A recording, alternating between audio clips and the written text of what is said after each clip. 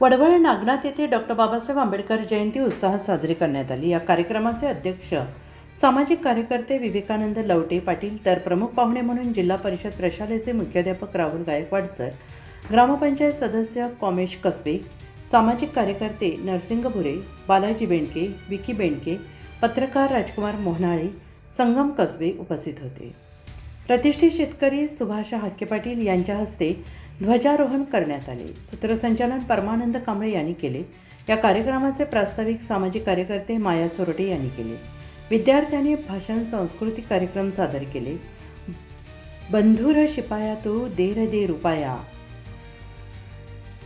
चोळीच्या खानाला र जयंती सणाला, हे प्रत्यक्ष वडवळच्या बहिणीला सुभाष पाटील यांनी साडी चोळी देऊन लेक नात्याचा सन्मान केला। तर जिल्हा परिषद प्रशालेचे मुख्याध्यापक राहुल गायकवाड सर यांनी शिक्षण समता बंधुता हा संदेश दिला।